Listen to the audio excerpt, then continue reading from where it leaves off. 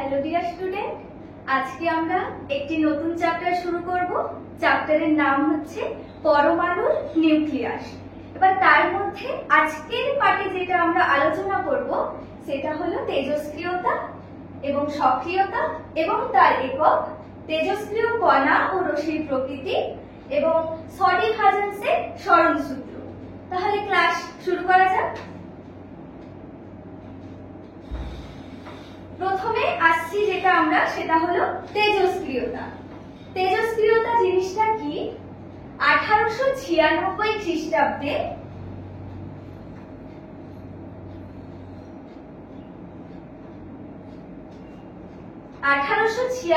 খ্রিস্টাব্দে হেনরি বেকারে লক্ষ্য করেন যে কালো কাগজে মুড়ে রাখা পটাশিয়াম ইউরেনিক সালফেটের একটি টুকরো থেকে নির্গত অদৃশ্য বিকিরণ কালো কাগজে মোড়া ফটোগ্রাফিক প্লেটের ওপর ছাপ ফেলছে।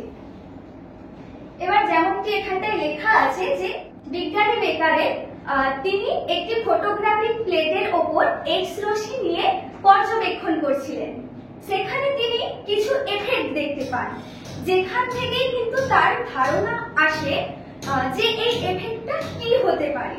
তো ওই এফেক্টটা তিনি পরবর্তীকালে যখন লক্ষ্য করলেন তখন কিন্তু দেখতে পেলেন যে ইউরেনিয়াম দিয়ে যে পর্যবেক্ষণটা করেছিলেন তো সেখান থেকে একটা ক্ষতিকারক রশ্মি নির্গত হচ্ছে, যা কিনা ওই ফটোগ্রাফিক প্লেটটাকে প্রভাবিত করছে।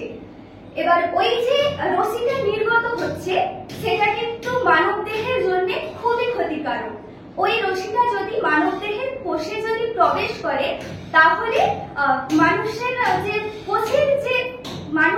কোষ রয়েছে ওই কোষটাকে পচিয়ে দিতে পারে এবং পরবর্তীকালে সেটা কিন্তু ক্যান্সারে রূপান্তরিত হতে পারে।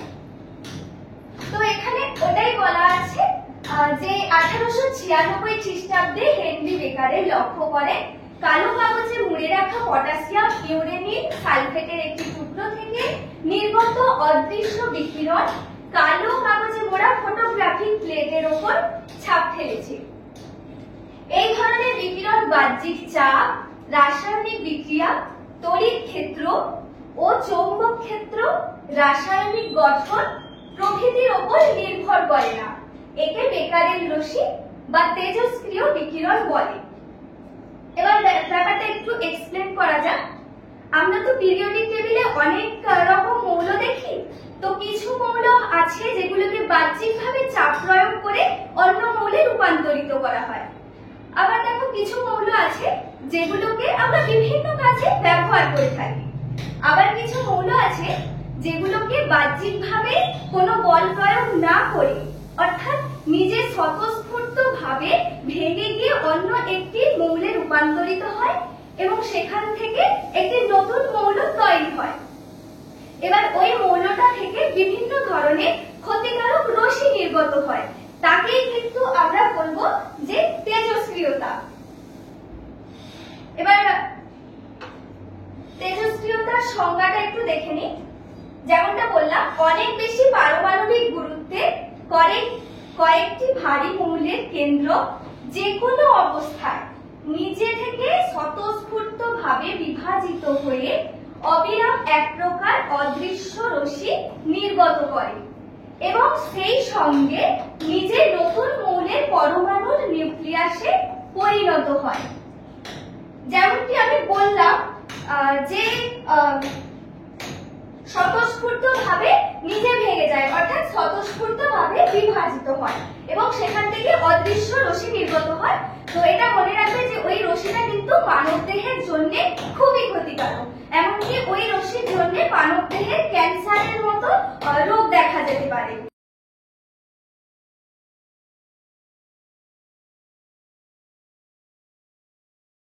এবার তেজস্ক্রিয় মৌল জিনিসটা, যে সমস্ত মৌলে এই তেজস্ক্রিয় রশ্মির ধর্মগুলো দেখা যায় সেগুলোকেই কিন্তু আমরা বলি তেজস্ক্রিয় মৌল। এখানটায় কয়েকটা উদাহরণ দেওয়া আছে, সংজ্ঞাও দেওয়া আছে। দেখো, যেসব মৌল থেকে তেজস্ক্রিয় রশ্মি নির্গত হয় তাদেরকে তেজস্ক্রিয় মৌল বলে। যেমন uranium, thorium, polonium, radium, radon, actinium, krypton, xenon প্রভৃতি ভারী মৌল। তবে আমরা যেটা বলতে পারি যে ইউরেনিয়ামোত্তর সকল মৌলগুলি কিন্তু তেজস্ক্রিয় হয়। ট্রিটিয়াম আমরা জানি 1s3 একটি হালকা তেজস্ক্রিয় মৌল। এগুলো কিন্তু তোমাদের শর্ট কোশ্চেন আসে যে একটি হালকা তেজস্ক্রিয় মৌলের নাম বলো, তো ট্রিটিয়াম 1s3। 15p30 একটি কৃত্রিম তেজস্ক্রিয় মৌল। বারবার বলছি এগুলো কিন্তু শর্ট কোশ্চেন হিসেবে আসে, তো তোমরা এগুলো খুব ভালো করে মনে রাখবে। এবার আসি তেজস্ক্রিয়তার কারণ।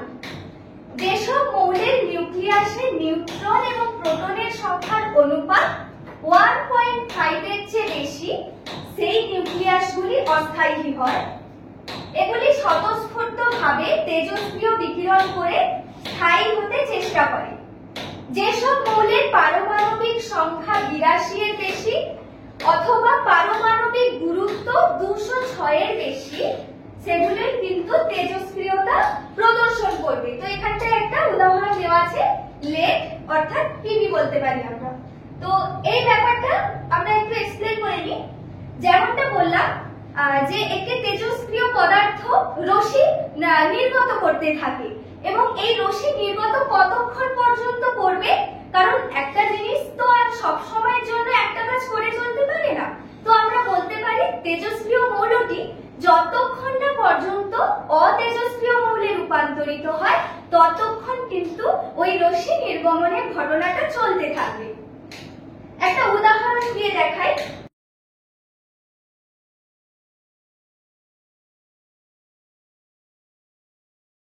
U92-235, তো এটা ইউরেনিয়াম। এখান থেকে আমরা দেখবো যে আলফা বিটা গামা 3 ধরনের কণা এবং রশ্মি। আমরা আলফা এবং বিটাকে কণা বলবো আর গামাটাকে রশ্মি বলবো। তো এখান থেকে 3টে জিনিস নির্গমন হচ্ছে, আলফা, বিটা এবং গামা। এটা কোশ্চেন আসতে পারে যে আলফা বিটা গামাটা কিভাবে নির্গমন হচ্ছে। তো আমরা বলতে পারি এই যে ইউরেনিয়াম নিয়েছি, তো এর নিউক্লিয়াসের ভাঙন হতে হতে কিন্তু আলফা বিটা গামা রশ্মিটা নির্গমন হচ্ছে। তো এখান থেকে একটি নতুন মৌল রূপান্তরিত হবে, ধরলাম সেটা X। এবার এভাবে কিন্তু হতেই থাকবে, এখান থেকে আবার নির্গমন হয়ে Y। এরকম চলতে চলতে একটা সময় আসবে যখন কিনা এই মৌলটি আর পরিবর্তিত হতে পারবে না। তো সেটা কি, এক্ষেত্রে যেটা আমরা দেখতে পাই সেটা হলো লেড অর্থাৎ পিবি। এবার পিবি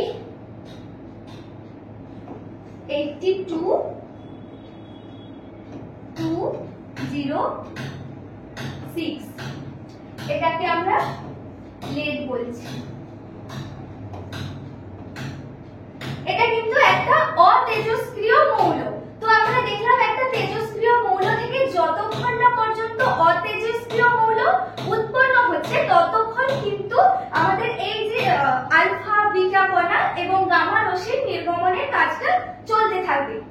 তো একটা উদাহরণ হিসেবে বলে রাখি যে আমরা দেখি যখন তেজস্ক্রিয় কোনো যখন আমরা এক্সপেরিমেন্ট করি তখন কিন্তু সাদা রঙের একটা পোশাক পরে থাকি। আসলে ওই সাদা রঙের পোশাকটা কিন্তু লেড দিয়ে তৈরি। আর যেহেতু এখানে বললাম যে লেড অতেজস্ক্রিয় মৌল, তো বাইরে যে তেজস্ক্রিয় মৌল অর্থাৎ পারমাণবিক যে জিনিসপত্রগুলো ওটা লেডের যে আস্তরণ ওটা ভেদ করে মানবদেহে প্রবেশ করতে পারবে না, সে কারণে আমরা ওই সাদা রঙের লেডের পোশাক পরে থাকি।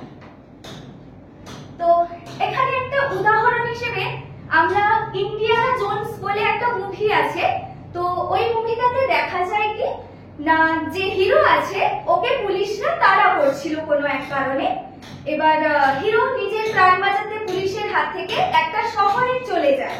এবার ওই শহরে পুলিশরা ঢুকতে পারবে না, তার কারণ হচ্ছে ওখানে প্রচলিত আছে যে ওখানটায় নাকি মঙ্গল গ্রহ থেকে এলিয়েনরা এসে ওখানে থাকতো এবং আছে, তো ওখানটায় ওদের কিছু স্কাল পাওয়া যায়। হিরো ব্যাপারটা না জানায় ওই শহরে ঢুকে যায়, কিন্তু পুলিশরা যেহেতু জানতো ওখানটায় আর ঢোকে না। এবার হিরো অনেকটা দূর যাওয়ার পরে তার একটা রুম দেখতে পেল এবং রুমের মধ্যে প্রবেশ করে যায় এবং ওখানটায় কিছুক্ষণ থাকার পর ওর মনে হয় যে এত বড় একটা শহর আছে, তো এখানটায় লোকজন কেন নেই। তখন ওই রুমটা ও ভালোভাবে সার্চ করতে থাকে। তারপর ও যেটা লক্ষ্য করে, তো সে দেখতে পায় যে একটা মানচিত্র, যে মানচিত্রে বলা ছিল যে ওই যে শহরটা ওটাতে বোম ব্লাস্ট হতে চলেছে। তো হিরো কি করলো, একটা ফ্রিজ ছিল ওই রুমে, ফ্রিজে যা কিছু ছিল ওখান থেকে বের করে দিয়ে ওই রুমে প্রবেশ করলো, ওই ফ্রিজে প্রবেশ করলো এবং তারপর দেখা গেল পুরো শহরটা পুড়ে গেল। যা বাড়ি ছিল, যা কিছু ছিল সবকিছু পুড়ে গেল, কিন্তু হিরো যেই ফ্রিজে ছিল তার বাইরের যে কভার, মানে ফ্রিজের বাইরের কভার, সেটাও কিন্তু পুড়ে গেল, কিন্তু হিরো বেঁচে থাকলো। কিভাবে না, ফ্রিজের যে ভেতরের কভার ছিল ওটা ছিল লেডের তৈরি। এবার যেমনটা আমরা বললাম যে লেডের ওপর তেজস্ক্রিয়তা ক্রিয়া করে না, যে কারণে কিন্তু হিরো বেঁচে ছিল। তো মোরাল অফ দ্য স্টোরি, যেহেতু ফ্রিজের ভেতরের কভার লেডের তৈরি ছিল, সেহেতু ওই লেডের ওপর তেজস্ক্রিয়তা ক্রিয়া করেনি, সেই কারণেই কিন্তু বোম ব্লাস্টের হাত থেকে হিরো বেঁচে গেছিল। তো এটাই। এবার আসি তেজস্ক্রিয়তার বৈশিষ্ট্য। তেজস্ক্রিয়তা একটি নিউক্লিয় ঘটনা, এর সাথে পরমাণুর মধ্যস্থ নিউক্লিয়াসের বাইরের ইলেকট্রনের কোনো সম্পর্ক নেই। 2 বাহ্যিক চাপ, উষ্ণতা, রাসায়নিক বিক্রিয়া, তড়িৎ ক্ষেত্র বা চৌম্বক ক্ষেত্র, রাসায়নিক গঠন প্রভৃতি তেজস্ক্রিয়তাকে প্রভাবিত করে না। যেমনটা আমরা প্রথমে বলেছিলাম যে বাইরে থেকে বল যদি প্রয়োগ না করা হয় তাহলে কিন্তু তেজস্ক্রিয়তা হবে। এবার বাইরে থেকে বল প্রয়োগ অর্থাৎ বাহ্যিক চাপ, উষ্ণতা, রাসায়নিক বিক্রিয়া, তড়িৎ ক্ষেত্র, চৌম্বক ক্ষেত্র, রাসায়নিক গঠন প্রভৃতি। 3 আসি, যেসব মৌলের পারমাণবিক গুরুত্ব 206 এর বেশি তারা তেজস্ক্রিয়তা প্রদর্শন করবে। তো আমরা যেমনটা আগের পেজে দেখছিলাম যে লেডের পারমাণবিক গুরুত্ব হচ্ছে 206, যে কারণে কিন্তু লেড তেজস্ক্রিয়তা ধর্ম প্রদর্শন করেনি। তেজস্ক্রিয় বিকিরণে 3 ধরনের রশ্মি থাকে, আলফা, বিটা এবং গামা। আমরা কিন্তু আলফা এবং বিটাকে কণা বলবো এবং গামাটাকে রশ্মি বলবো। তো এখানটায় আলফা, বিটা এগুলো হচ্ছে গিয়ে কণা এবং গামা এটা হচ্ছে রশ্মি।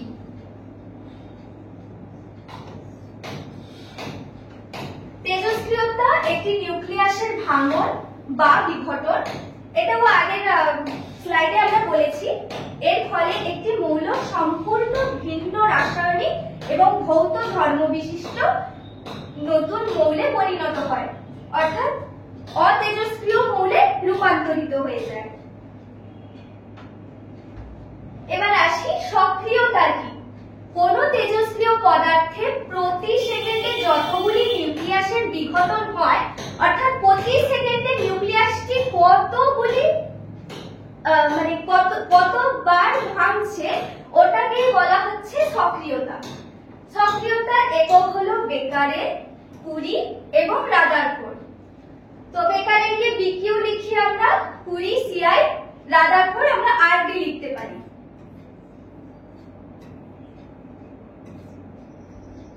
এবার বেকারেল কি, বেকারেল, কুরি, রাদারফোর্ড এগুলো কিন্তু সবই এক একজন বিজ্ঞানীর নাম। এবার যেই এককগুলোর নাম যিনি দিয়েছেন তার নামানুসারেই কিন্তু এককগুলির নাম হয়েছে। তো বেকারেল কি, সক্রিয়তার এসআই একক হলো বেকারেল।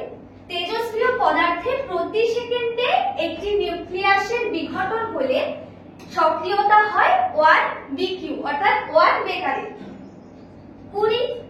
কুরিও একটি কিন্তু একক। তেজস্ক্রিয় পদার্থে প্রতি সেকেন্ডে 3.7 × 10⁻³ সংখ্যক নিউক্লিয়াসের বিঘটন হলে সক্রিয়তা কত হয় না 1 কুরি। 1 কুড়ি equals to 3.7 into 10 to the power minus 10 Becquerel. Rutherford এটাও একটি একক। তেজস্ক্রিয় পদার্থে প্রতি সেকেন্ডে 10 টু দি পাওয়ার 6 সংখ্যক নিউক্লিয়াসের বিঘটন হলে সক্রিয়তা হয় 1 রাদারফোর্ড। তো 1 Rutherford equals to 10 to the power 6 Becquerel. এবার আসি তেজস্ক্রিয় পদার্থ থেকে নির্গত রশ্মির প্রকৃতি। অর্থাৎ তেজস্ক্রিয় পদার্থ থেকে যে রশ্মি নির্গত হচ্ছে, কি হচ্ছে বা কটা রশ্মি নির্গত হচ্ছে সেই সব সম্পর্কে আলোচনা করব। 1902 খ্রিস্টাব্দে রাদারফোর্ড এবং তার সহযোগীরা পরীক্ষার দ্বারা পর্যালোচনা করে আলফা কণা আবিষ্কার করেন। এখানটায় কিন্তু তার সহযোগীরা বলতে মাদাম কুরিও কিন্তু তার একজন সহযোগী ছিলেন এবং বিটা কণা, আলফা এবং বিটা কণা আবিষ্কার করেন। আবিষ্কার নয়, শনাক্ত করেন বলতে পারি। 1900 খ্রিস্টাব্দে টি ভিলার গামা রশ্মি শনাক্ত করেন।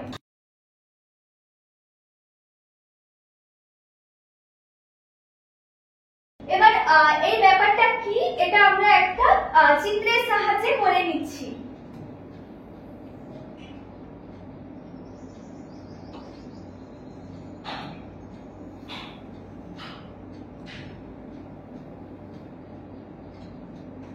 এটা একটি পাত্র রয়েছে,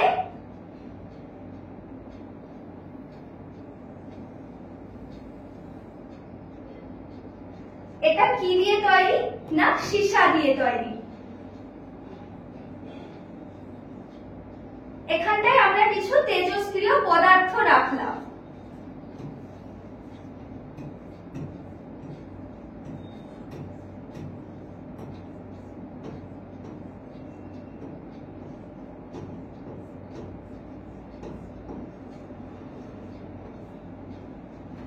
এখানটায় যদি আমরা লম্বভাবে যদি চৌম্বক ক্ষেত্র দেই তাহলে কি হবে?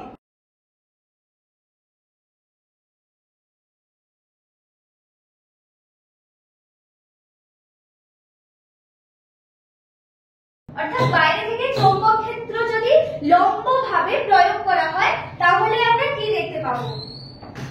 দেখো এদিকে মাইনাস অর্থাৎ নেগেটিভ চার্জ আর এদিকে প্লাস অর্থাৎ পজিটিভ চার্জ। এবার দেখো কিছু কণা স্বাভাবিকভাবে বাম দিকে আসতে থাকবে, কিছু রশ্মি বাম দিকে আসতে থাকবে এবং কিছু রশ্মি দেখো ডান দিকে যেতে থাকবে।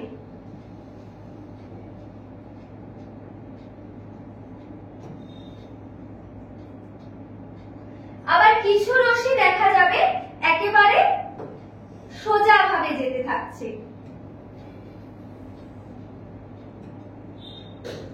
এবার আসি যেগুলো বাম দিকে যে চলে গেল সেগুলোকে আমরা কি বলবো? দেখো আমরা সবসময়ের জন্য জানি যে নেগেটিভের দিকে কিন্তু পজিটিভই যাবে, কারণ নেগেটিভ আর পজিটিভ একে অপরকে আকর্ষণ করে। তো স্বাভাবিক কথা এদিকটা যেহেতু নেগেটিভ ছিল তার মানে এদিকে যে রশ্মিগুলো আসছে সেগুলো হচ্ছে পজিটিভ রশ্মি, অর্থাৎ প্লাস ভি।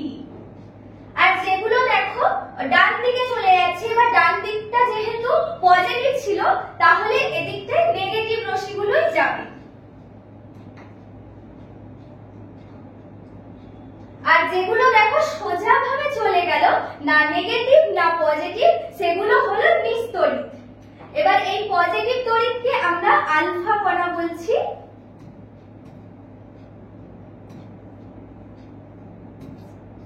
আর এদিকটা দেখো যে নেগেটিভ, ওটা আমরা বিটা কণা বলছি।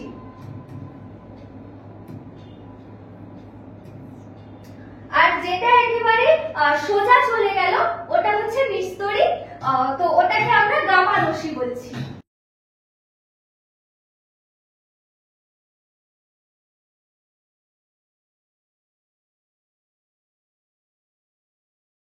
তো দেখো এখানে আমরা একটা উদাহরণ দিই।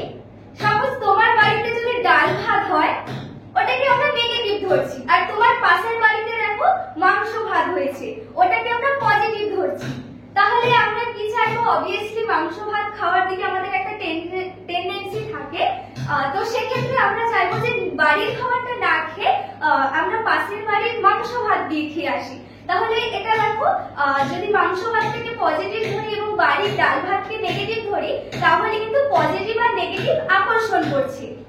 আবার যদি আমার বাড়িতেও ডাল ভাত হয়, তোমার পাশের বাড়িতেও ডাল ভাত হচ্ছে, তাহলে তুমি কি চাইবে?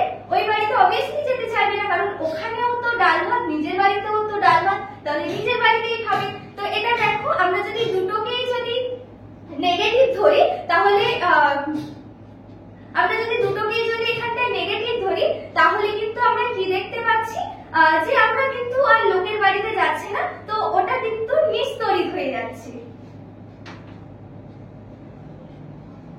তো এটাই হলো তেজস্ক্রিয় পদার্থ থেকে নির্গত রশ্মির প্রকৃতি। তো এখানটায় হচ্ছে প্লাস ভিই যেটা বলেছি আলফা কণা, আর যেটা মাইনাস ভিই অর্থাৎ নেগেটিভ সেটা হচ্ছে বিটা কণা, এবং যেটা নিস্তড়িত ওটা হচ্ছে গামা রশ্মি। দেখো আলফা কণার প্রকৃতি আমরা কি দেখি, আলফা কণাটা কিভাবে তৈরি হলো। দুটো নিউট্রন এবং দুটো প্রোটন থেকে আলফা কণা তৈরি হচ্ছে। এবার আমরা দেখো নিউট্রনটাকে আমরা নিস্তড়িত বলি, তো এখানটায় আমরা নিউট্রনটাকে কিন্তু 0n1 লিখে থাকি এবং প্রোটনটাকে কিন্তু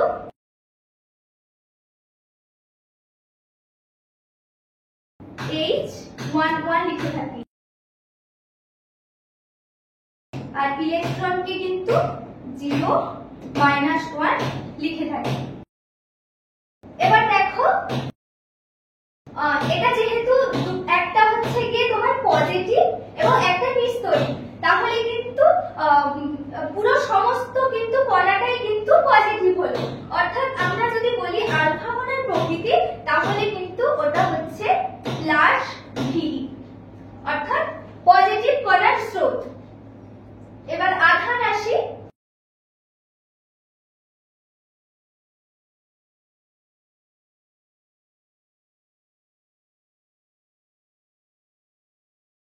দেখো এখানটায় কিন্তু দুটো নিউট্রন এবং দুটো প্রোটন নিয়ে কিন্তু যেহেতু আলফা কণা তৈরি হচ্ছে, তো নিউট্রন হচ্ছে নিস্তড়িত, তো 0+2 ইনটু প্রোটনের আধান আমরা কি জানি 1.6 ইনটু 10⁻⁻⁹।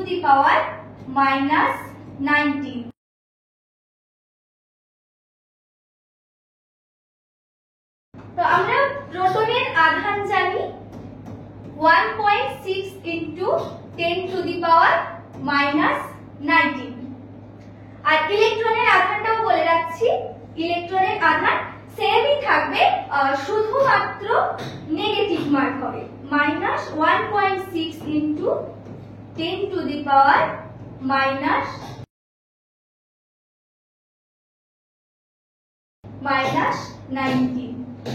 এটাও 19 কুলম্ব। এটা ইকুয়ালস টু আমরা কি বলতে পারি, 3.2 ইনটু 10⁻⁻⁹ কুলম্ব। তো আমরা আধানটাকে এভাবেই যদি করে থাকি, তাহলে কিন্তু আমাদের ব্যাপারটা বুঝতে সুবিধা হয়। তো সব বইতেই তো শুধুমাত্র আধানটা কত বলে দেয়, 3.2 ইনটু 10⁻⁻⁹ কুলম্ব। তো এখানটা একটু করে দেখালাম জাস্ট। প্রকৃতি হলো, আধান হলো, এবার স্থির ভর।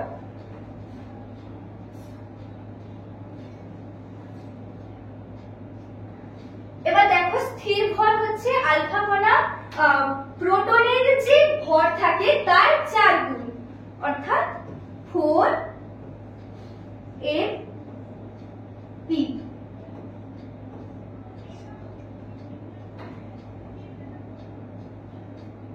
এবার আমরা জানি যে ইলেকট্রনের ভর হচ্ছে 9.1 ইনটু 10⁻⁻31 কেজি। আর প্রোটনের ভর হচ্ছে 1836 ইন্টু ই, অর্থাৎ 1836 ইন্টু ই। তার মানে এটা দাঁড়ালো যে প্রোটনের যে ভর সেটা হচ্ছে ইলেকট্রনের 1836 গুণ। তো 4 ইন্টু, দেখো 4 ইন্টু আমরা কি করতে পারি, 9.1 into 10 to the power -31 into, দেখো 1836 গুণ বলেছিলাম তাই এখানটায় 1836 গুণ করে দিচ্ছি, ইকুয়ালস টু কত, 6.64 into 10 to the power -27 KG. তো এটা আমরা পেলাম আলফা এর স্থির ভর, অর্থাৎ আলফা এর ভর, আর এটা আলফা এর আধান।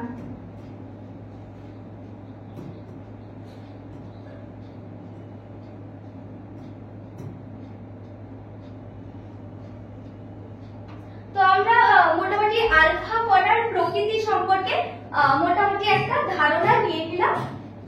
তো চলো নেক্সট স্লাইডে। এবার আমরা দেখছি যে সডিফাজান্সের সরল সূত্র।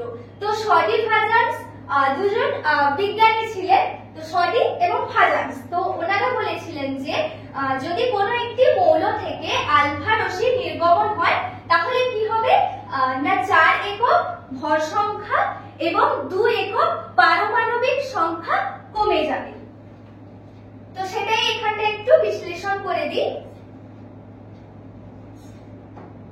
দেখো আমরা যেমনটা বলেছিলাম 2n প্লাস 2p, এখান থেকে এটা কিন্তু আলফা কণা, তো আমরা 2n কে দিয়েছিলাম 20n1 আর p টাকে বলেছিলাম 2h11, কারণ আমরা প্রোটনকে কিন্তু h এর সাথে তুলনা করি।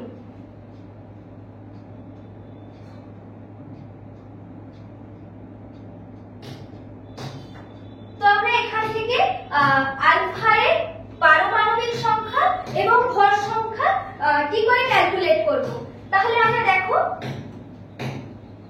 এটা হচ্ছে 2 ইনটু 0 মানে 0ই হবে, প্লাস 2 ইনটু 1 করলে কিন্তু 2ই থাকবে। তাহলে আমরা আলটিমেট এখানে যেটা দেখলাম যে এখানটায় কিন্তু 2ই হচ্ছে।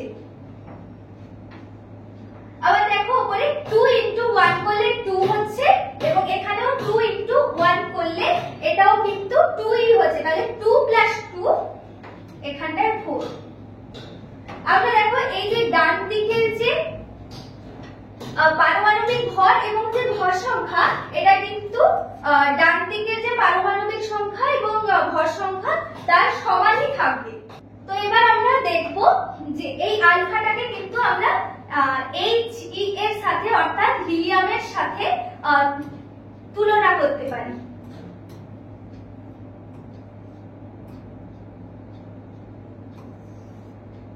অর্থাৎ আমরা আলফা কণা মানে বলতে পারি যে 2He4 এটা হচ্ছে আলফা কণা।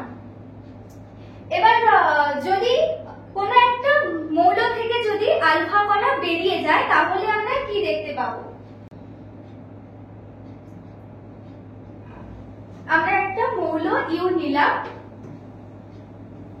92-236, এখান থেকে একটি যদি আলফা কণা বেরিয়ে যায় তাহলে আমরা কি দেখতে পাবো। তো আমরা যেমনটা বললাম যে যদি কোনো একটি মৌল থেকে একটি মাত্র আলফা কণা বেরিয়ে যায় সেক্ষেত্রে আমরা যেটা দেখি যে ভর সংখ্যা 4 একক এবং 2 একক পারমাণবিক সংখ্যা কমে যায়। তাহলে আমরা এখানটায় দেখো আগে আমরা কিন্তু আলফা কণাটা লিখে নিচ্ছি। দেখো আলফাকে আমরা বলেছিলাম 2He4 ধরছি আর এটাকে দেখো H ধরছি, তাহলে আমরা কি দেখতে পাবো 236 থেকে 4 মাইনাস হবে, কারণ আমরা বলেছিলাম যে ডান দিক এবং বাম দিক কিন্তু সমান সমানই থাকবে। তো এখানে হবে 232, কারণ 236 থেকে কিন্তু 4 মাইনাস দিলাম। আর এখানটায় হবে দেখো 94 মাইনাস 2 অর্থাৎ 90। তো এটাকে আমরা বলতে পারি যে থোরিয়াম, কারণ থোরিয়ামের ভর সংখ্যা হচ্ছে 233 এবং পারমাণবিক সংখ্যা হচ্ছে 90। আর প্লাস আলফা কণা তো একটা থাকবে, He2 He4। আশা করি তোমরা বুঝতে পারবে, তাও আমি আরো একটা উদাহরণ দিয়ে বলে দিচ্ছি। আমরা আরো একটা দিয়ে বুঝিয়ে দিচ্ছি। Radium Ra88 226। এখান যদি একটি আলফা কণা যদি নির্গমন হয় তাহলে আমরা কি দেখব? দেখো এখানেও প্রথমে 2He4 লিখে দিলাম, এটা হচ্ছে কিন্তু আলফা কণা, এখানেও x ধরলাম। এবার x ধরলে কি হবে? 226 থেকে -4 হয়ে যাবে, অর্থাৎ 222। এবার দেখো নিচে একটি x ছিল, এখান থেকে 2 মাইনাস হয়ে যাবে 86। অর্থাৎ এখান থেকে আমরা যেটা দেখতে পাবো যে দেখো এটা কিন্তু রেডনের ভর সংখ্যা আর পারমাণবিক সংখ্যার সাথে মিলে যাচ্ছে। তাহলে আমরা বলতে পারি যে 86 রেডন, 86 Rn 222 আর প্লাস He, এটা তো থাকবেই কারণ এটা হচ্ছে আলফা কণা 2।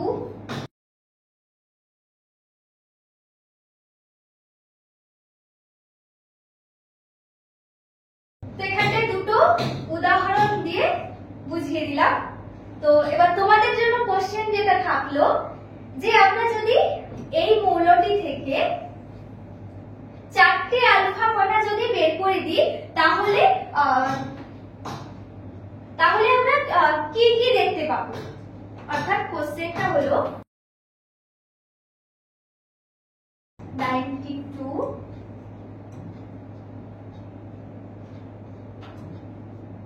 236। এখান থেকে যদি আমরা 4টে আলফা কণা নির্গমন করি তাহলে কি দেখতে পাবো?